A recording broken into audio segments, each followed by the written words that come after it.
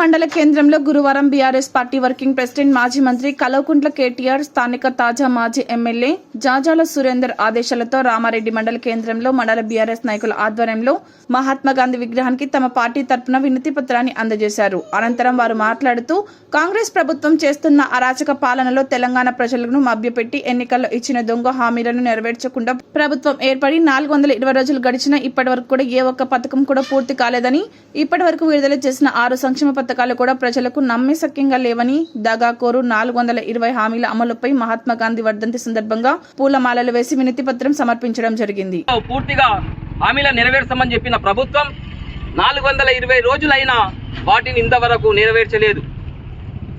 వచ్చిన వెంటనే రుణమాఫీ చెప్తామని చెప్పేసి చేస్తామని చెప్పడం జరిగింది. అది కూడా ఏదో అరివికొరివిగా రుణమాఫీ చేసి తప్పుకున్నది.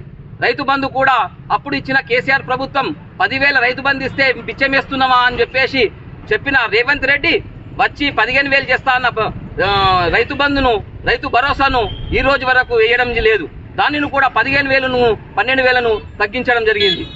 ఏవేవో కల్లబొల్లి మాటలు చెప్పి ఆ రోజు నిరుద్యోగులకు ఉద్యోగ వృత్తి ఇస్తా అన్నాడు. మహిళలకు 2,500 రూపాయలు ఇస్తా అని చెప్పేసిండు. వికలాంగులకు వృద్ధాప్య పింఛన్లకు పెంచుతామని చెప్పిండు. ఇంతవరకు ఒక్క హామీని కూడా నెరవేర్చలేదు.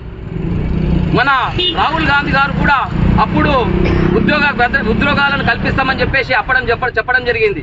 అయినా రాహుల్ గాంధీ మాటలు కానీ, సోనియా గాంధీ మాటలు కానీ, ఎవరి మాటలు కూడా ఇక్కడ నెరవేర్చడం లేదు. కావున దయచేసి రేవంత్ రెడ్డి ప్రభుత్వానికి ఒకటే విన్నవిస్తున్నాం. మీరు మేనిఫెస్టోలో ఏదైతే 420 హామీలను పెట్టిర్రో ఆ 420 హామీలను వెంటనే అమలు పరచాలి. అమలు పరచని ఎడల మీకు రాబోయే రోజులలో ప్రజాక్షేత్రంలో ఖచ్చితంగా ఇబ్బందులు ఎదుర్కోవడం తప్పడం జరుగుతుంది. దయచేసి మీరు ఇచ్చిన హామీలు వెంటనే నెరవేర్చి రైతులకు, నిరుద్యోగులకు, అందరికీ కూడా మహిళలకు మీరు ఇచ్చిన హామీలను వెంటనే నెరవేర్చాలి. మీరు ఎక్కిన ప్రభుత్వం ఎక్కినాక 100 మంది ఆటో డ్రైవర్లు ఆత్మహత్య చేసుకోవడం జరిగింది. చేనేత కార్మికులు ఆత్మహత్య చేసుకోవడం జరిగింది. రైతులు ఆత్మహత్య చేసుకోవడం జరిగింది. నిరుద్యోగులు ఆత్మహత్య చేసుకోవడం జరిగింది. మీ ప్రభుత్వం పూర్తిగా విఫలమైంది. ఎక్కిన సంవత్సరం లోపలనే మీ ప్రభుత్వం పూర్తిగా విఫలమైంది. ఇప్పటికైనా బేషరతుగా మీరు రైతులకు అందరికీ క్షమాపణ చెప్పి మీరు చెప్పిన హామీలను వెంటనే నెరవేర్చాలి. లేని ఏడల రాబోయే రోజులలో మీ రాజకీయ నాయకులను అడుగడుగున నిలదీసి మీరు హామీలు ఇచ్చిన హామీలు నెరవేర్చే వరకు పోరాటం తప్పదు. జై తెలంగాణ, జై కేసీఆర్ నాయకత్వం, కేసీఆర్ గారి నాయకత్వం, కేసీఆర్ గారి నాయకత్వం, జై తెలంగాణ, సురేంద్రన్న నాయకత్వం, సురేంద్రన్న నాయకత్వం. మహాత్మా గాంధీ వర్ధంతి సందర్భంగా మరియు అదేవిధంగా కాంగ్రెస్ గవర్నమెంట్ వచ్చిన తర్వాత 420 రోజుల ఈ రోజుకు 420 రోజులు వచ్చి అయింది.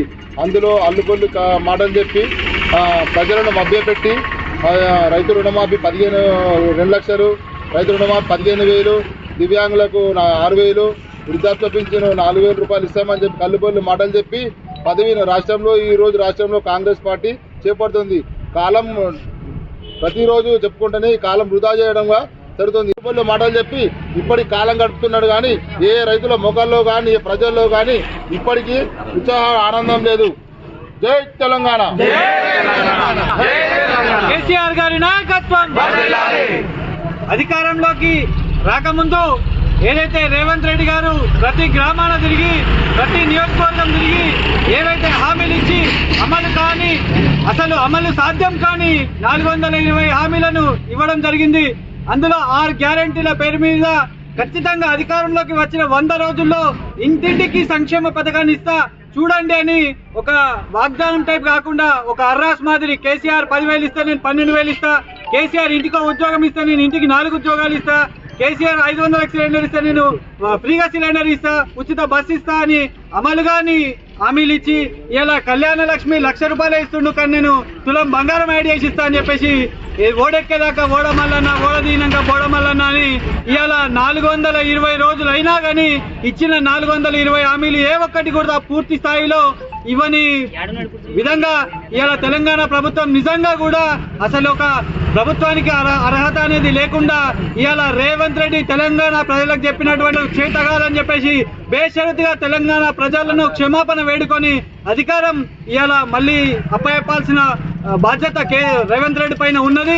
మరి ఇలా ఆ రోజుల్లో కేసీఆర్ గారి పథకాలు గత 10 ఏళ్లలో ప్రతి ఇంటికి అమలు, అసలు ఏ ఒక్క జిరాక్స్ పేపర్ లేకుండా ఇంటింటికి సంక్షేమ పథకాలు ఇచ్చినటువంటి కేసీఆర్ గారి మాటలను ఇవన్నీ ద్రోహి అని చెప్పేసి ప్రగల్భాలు వలుకుతూ ఇవాళ అసలు అక్కడ ఏమున్నాయి, లంకె బిందెలు ఉన్నాయి, అది ఉన్నాయి, ఇది ఉన్నాయి అని చెప్పేసి ప్రజలకు మభ్యపెట్టి ఇవాళ అధికారంలోకి వచ్చినాక అన్ని అప్పుడే ఉన్నాయని చెప్పేసి కేసీఆర్ గారి మీద మాట్లాడడం, ఇవాళ సంక్షేమ పథకాలు అడిగితే ఇక్కడ బాకీలు ఉన్నాయి, ఆ బాకీలు మేము కడుతున్నాం. పిచ్చి వేదవా రేవంత్ రెడ్డి, ఇవాళ కేసీఆర్ గారు నిజంగా బాకీలు చేసి ఉంటే 10 సంవత్సరాలల్లా ఇంటింటికి సంక్షేమ పథకాలు ఏడికెళ్ళిచ్చిండు.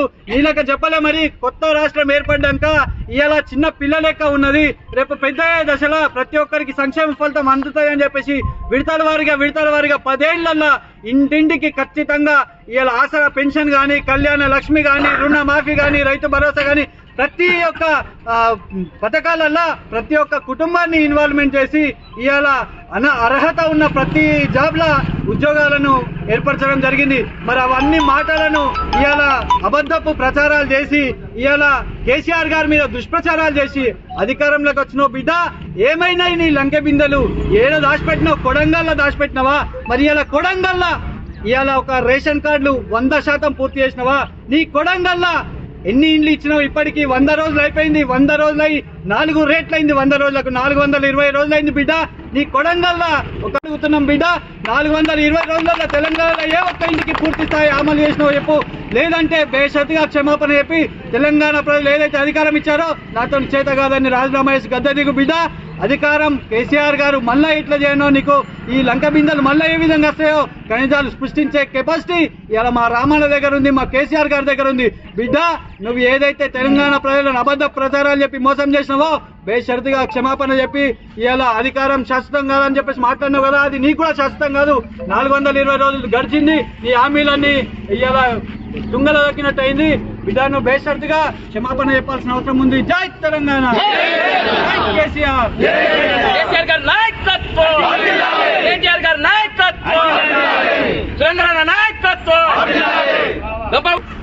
ఈ యొక్క కార్యక్రమం ఉద్దేశం ఏంటంటే, ఈ యొక్క నిరసన తెలియజేయడం ఏంటంటే, ఈ యొక్క రేవంత్ రెడ్డి కాంగ్రెస్ ప్రభుత్వము అబద్ధాలు చెప్పుకుంటూ కాలం గడుపుతుంది కాబట్టి ఇదే విధంగా గాంధీ గారికి వినతి పత్రం అందజేశాము.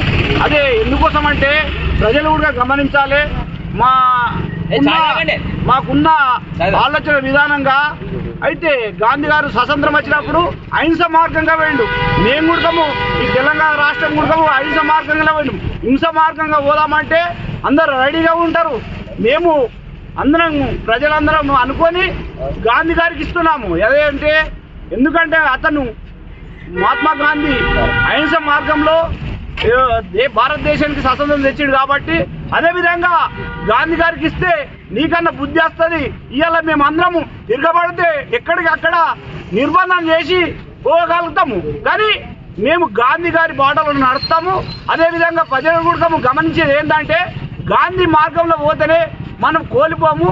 అదేవిధంగా గాంధీ గారికి వినతి పత్రం అందజేస్తాము. కొంతమంది ఏమనుకుంటారు, విగ్రహాలకి ఇస్తే ఏమవుతుంది అనుకుంటారు. మేము ఆలోచన ఏంటంటే కొంతమందికి మేము విన్నమిస్తున్నాము, రిక్వెస్ట్ చేస్తున్నాము. గాంధీ గారు ఏదైతే అహింస మార్గంలో పోయి స్వతంత్రం తెచ్చాడో అదేవిధంగా కాంగ్రెస్ పార్టీని అదే మెడలు వంచి గాంధీ గారికి చెప్పినట్టే ఇవాళ వినతి పత్రం ఇచ్చేయడం. దాని అర్థం ఏంటంటే మేము ఒకళ్ళు కొట్టము, ఈ చెంపకు కొడితే ఈ చెంప టీఆర్ఎస్ బీఆర్ఎస్ కార్యకర్తలము సిద్ధంగా ఉన్నాము. ప్రజలందరినీ కలుపుకొని ప్రజలు కూడా ఇదే విధంగా ఇదే మార్గంలో తీసుకెళ్తాము. ఇలా హింస మార్గంగా పోవాలంటే ఒక్కొక్కళ్ళను ఇవాళ గ్రామాలలో ఉన్న కాంగ్రెస్ పార్టీకి సంబంధించిన వాళ్ళు కూడా ఎక్కడ అక్కడ దిగ్బంధం చేసి ఇళ్ళలో వేసి తాళాలు వేసేస్తాం. కానీ ఆ విధంగా పోదాల్చుకోలేము. మేము కాంగ్రెస్ పార్టీ వాళ్ళను ఎలాంటిది ఏం లేదు. ఇదే విధంగా గాంధీ గారు ఎట్లయితే ముందుకు సాగి స్వతంత్రం తెచ్చిండో అదే విధంగా కాంగ్రెస్ పార్టీని మెడలు వంచి ఈ యొక్క గాంధీ గారు ఎట్లా చేసిండో అట్లా వేయడానికి దానికి సిద్ధంగా ఉన్నాము. అందరము టీఆర్ఎస్ కార్యకర్తలు అందరము సిద్ధంగా ఉన్నామని తెలియజేసుకుంటున్నాం.